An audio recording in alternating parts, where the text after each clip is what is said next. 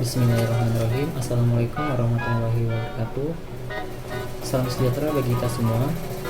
Terima kasih kepada Ibu Nurmalasari, SLMM, selaku dosen pembimbing mata kuliah Entrepreneurship. Di sini saya akan memperkenalkan diri saya juga dan beserta kawan-kawan saya. Nama saya Rizky Fitrianto dengan NIM 1190422. Dengan saya Yulian Kalina, NIM 1119006. Perkenalkan, nama saya Aldi Fadila dengan NIM 1190445. Assalamualaikum warahmatullahi wabarakatuh. Kenalkan, nama saya Nadia Tuminaksi dengan NIM 1190692. Assalamualaikum warahmatullahi wabarakatuh. Perkenalkan, nama saya Ahmad Nur Hasan dengan nomor NIM 111900304 dari kelas 11 4A. Ingin menerangkan mengenai proposal yang saya buat, yaitu Food Achiles. Tak apa ke nih? Pada kali ini saya akan menjelaskan tentang usaha kami yang bergerak di bidang kuliner, yaitu seblak dengan nama Food Achiles.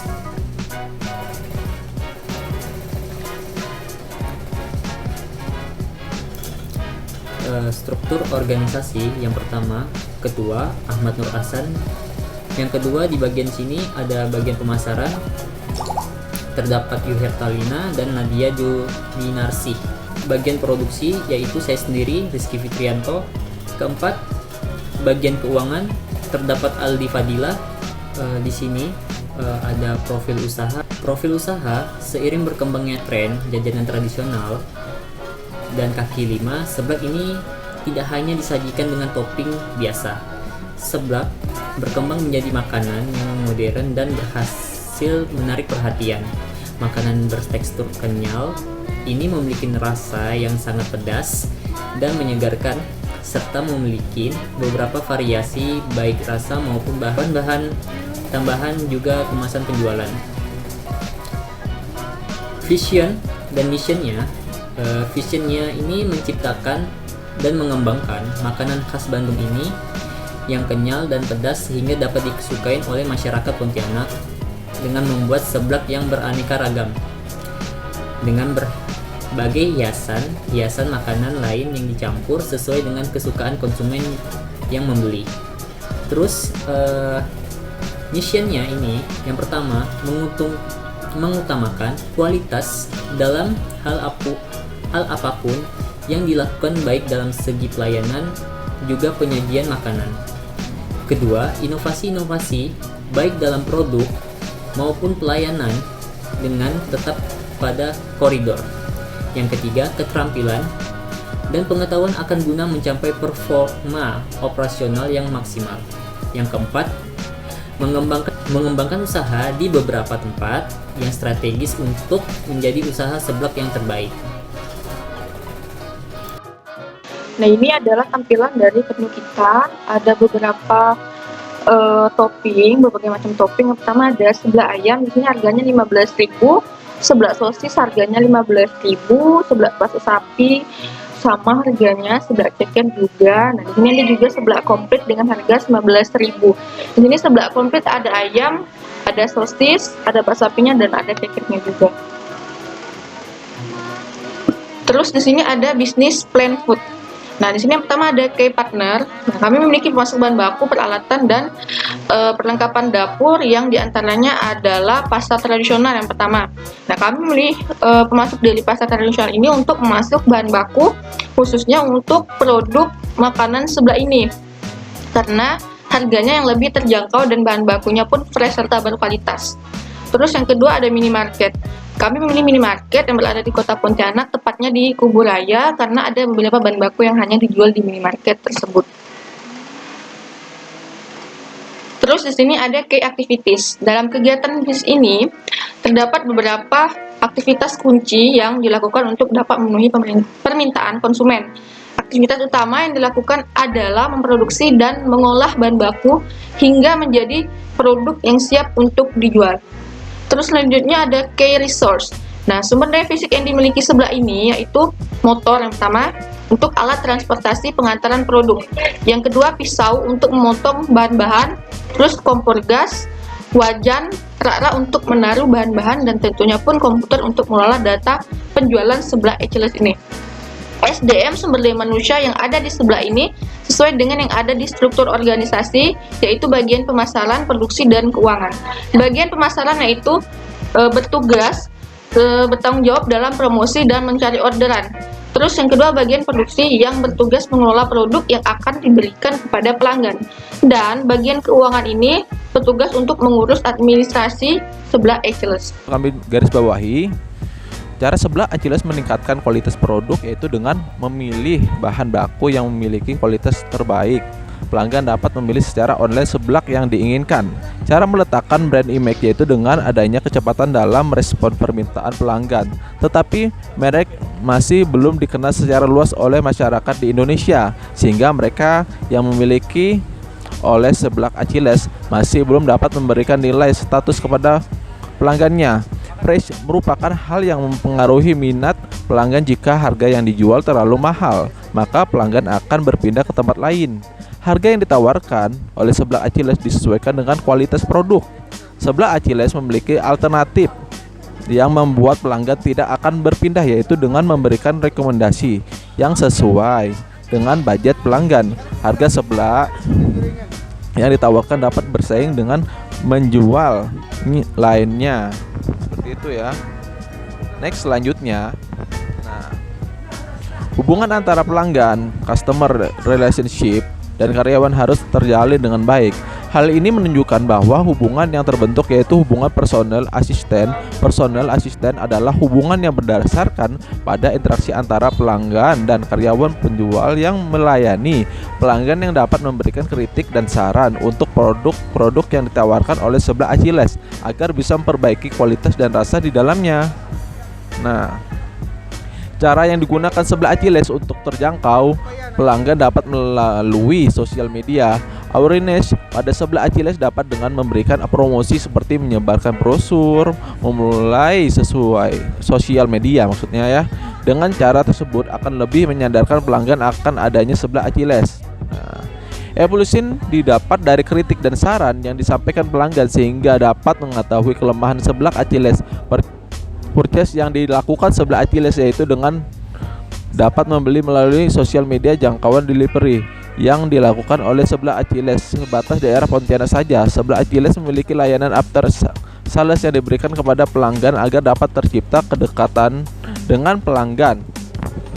Selanjutnya, customer segment. Pelanggan dari sebelah Achilles sebenarnya kebanyakan dari kalangan muda, tetapi banyak juga orang tua yang memesan seblak. Pelanggan yang membeli seblak kebanyakan dari mahasiswa atau ibu-ibu muda. Jadi selama ini pengelompokan pelanggan dari seblak Achilles secara umum dan bukan khusus seblak Achilles tidak mengelompokkan ke pelanggan secara khusus. Fokus struktur biaya seblak Achilles lebih pada cost driven. Cost driven lebih memfokuskan pada upaya penjualan sebisa mungkin untuk meminimalisir biaya-biaya yang tidak perlu dikeluarkan.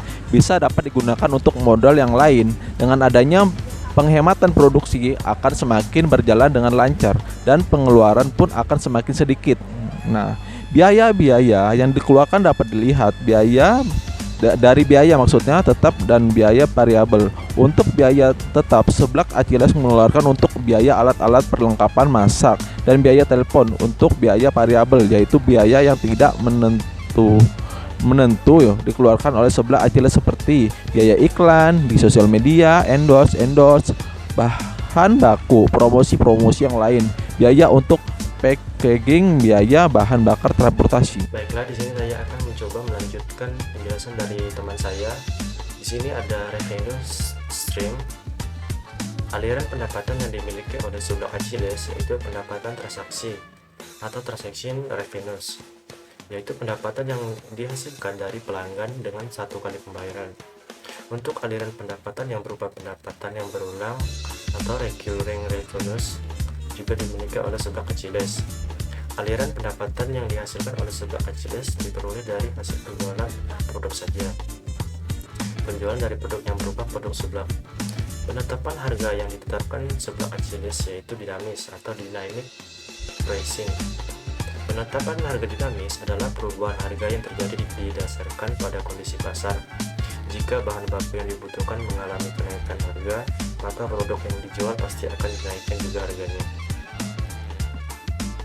Kemudian di sini ada business preparation budgetnya.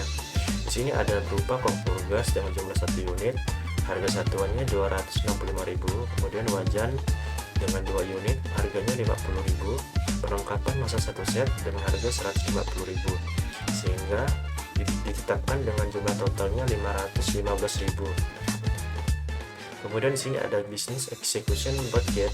Di sini ada yang pertama nomor 1 kerupuk dengan jumlah 3 kg dengan harga satuan 18.000. Yang kedua ada sosis dengan 5 bungkus, harga satuan 12.000. Kemudian ada bakso sapi dengan jumlah 1 kg 63.000. Kemudian ada ceker ayam setengah kilo dengan harga 15.000, daging ayam setengah kilo 13.000, cabai rawit setengah kilo 20.000, kemudian telur 20 butir dengan 1.200 harganya. Kemudian bawang merah setengah kilo 15.000, bawang putih 1 kilo 22.000, daun bawang setengah kilo 12.000, daun jeruk 3 ons 5.000, lada putih bubuk 10 bungkus 1.000, minyak makan 1 liter 12.000, cabai kering setengah kilo 20.000. Kemudian yang terakhir ada mangkuk 50 buah 3.000. Sehingga dari semua nama barang yang kita sebutkan tadi dihasilkan dengan total harganya 345.000. Kemudian di sini dari break-even point-nya, maka dari barang-barang yang sudah kita sebutkan tadi akan ada biaya tetap dan biaya variabelnya. Sudah ditetapkan dengan biaya tetapnya 515.000, kemudian untuk biaya variabelnya 345.000. Untuk mencari perhitungannya ada di sebelah kanan ini dengan kapasitas produksi 50 unit, harga jualnya 20.000, total penjualan 20.000 kali 50 unit sama dengan 1 juta. Bisnis plan sebelah kecil tersebut dengan perhitungan BEP, jadi FC per unit sama dengan 515.000 dibagi 50 unit sama dengan 10.300 unit per unit. Kemudian ada VC per unit sama dengan 345.000 dibagi 50 sama dengan 6.900 per unit. BIP unitnya jadi FC per PVC per unit sama dengan 515.000 per 20.000 dikurang 6.900, hasilnya 39.000 per unit.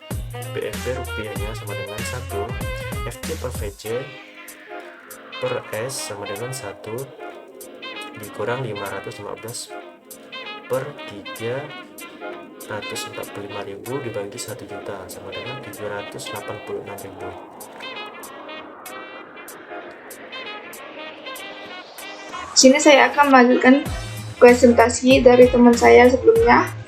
Saya akan membahas tentang profit revenue sharing, cara menghitung per bulan kita, pendapatan per bulan kita. Dalam sehari, misalnya kita mendapatkan 50 dikali harga jual, 50 dikali 20 sama dengan 1 juta. Asumsi bahwa 26 kali produksi per bulan. Pendapatan sama dengan 1 juta dikali produksi dalam per bulan sama dengan 1 juta dikali biaya variabel dikali jumlah produksi. Jadi 1 juta dikali 26 dikurang 345.000 dikali 26 sama dengan 26 juta dikurang 8.970.000 sama dengan 17.030.000. Jadi pendapatan kita per bulan sekitar 17.030.000. Selanjutnya, penutup. Kesimpulan dari uraian sebelumnya, penulis dapat menyimpulkan tujuan utama yang paling penting dalam memulai wirausaha, analisa peluang usaha, perhitungkan modal dan penetap harga jual, dan terakhir jadwal kegiatan sangatlah penting dan berpengaruh terhadap baik buruknya suatu bisnis atau naik turunnya usaha yang dijalankan. Demikian yang dapat penulis sampaikan dalam proposal ini, semoga bermanfaat untuk kedepannya. Dengan saran, untuk menjadi seorang wirausaha yang sukses dibutuhkan tekad dan keberanian dalam mengambil risiko, dan juga harus berinovasi. Harus bisa menentukan langkah apa saja yang diambil jika tiba-tiba ada masalah. Dalam usaha juga harus bisa memikirkan rencana jangka panjang demi kelancaran dan kemajuan usaha. Sekian dari kelompok kami. Jika ada kekurangan kata-kata maupun dari segi lainnya, kami mohon maaf. Sekian dari kami ucapkan terima kasih.